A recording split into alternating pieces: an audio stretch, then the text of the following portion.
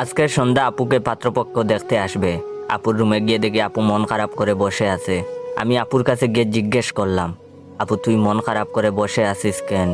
সে বলল, ভাই আমি এখন বিয়ে করতে চাইছি না, তুই কিছু একটা করতে পারবি?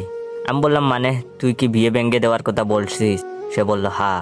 আমি বললাম, বিয়ে ভেঙে দিলে আমি কি পাবো বল? সে বলল, বল তোর কি চাই? আমি বললাম, আমাকে 1,000 টাকা দিতে হবে, তাহলে চেষ্টা করে দেখতে পারি। সে বলল, ঠিক আছে। তারপর আমি আপুর রুম থেকে বের হয়ে আসলাম। সন্ধ্যা পাত্রপক্ষ আমাদের বাসায় চলে আসছে, সবাই বসে আছে আপুর অপেক্ষায়। একটু পর আম্মু গিয়ে আপুকে নিয়ে আসছে। আপু সবার সামনে বসলো। একজন আপুর নাম জানতে চাইলো, আপু নাম বলল। দেখলাম আপুর বয়সী একটা মেয়েও আসছে। মেয়েটা আপুকে জিজ্ঞেস করলো, আপনার সব থেকে পছন্দের জিনিস কি? আমি আপুর আগে বললাম, ময়ে ময়ে। মেয়েটা বলল, ময়ে ময়ে মানে কি? আমি বললাম, হিসাব বুঝো না, দুধু খাও।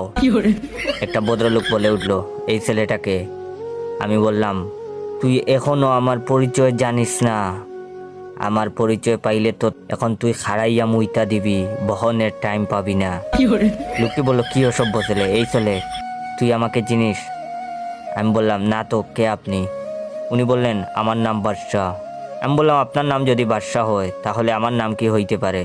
আপনাকে মতো কিছু ফকিন্নি পুলার নাম বাদশাহ বলেই আজ দেশের এই অবস্থা। লোকটা বলল, বেয়াদব ছেলে একটা। আমি লোকটাকে বললাম, তুই দেখি বেশি কথা কস, আয় জায়গা পাট খেতে। লোকটি বলল, এই ছেলে কি শুরু করেছে এসব? আমি বললাম, হিসাব বুঝো না, দুধু খাও। এবার আমার আম্মু বলল, এই তুই কি শুরু করলি এসব? আপনারা কেউ কিছু মনে করবেন না, ও আমার ছেলে, আসলে আপনাদের সাথে মজা করছে।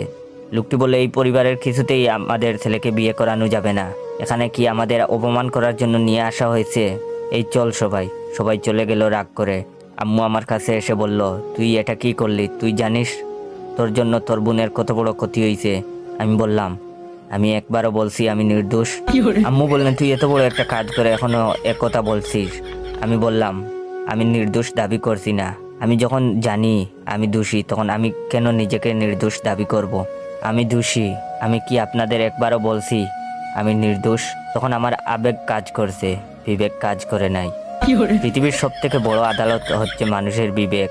তখন যদি আমার বিবেক কাজ করত, তাহলে আমি এত বড় পাপের মধ্যে জড়িয়ে যেতাম না। আম্মু বলল, তোর আব্বু আসুক, তারপর তোর বিচার হবে। আমি বললাম, আমার ভুল হয়েছে, আমাকে ক্ষমা করে দেন। আম্মু রেগে মেগে চলে গেল। আপুর তো হাসতে হাসতে অবস্থা খারাপ।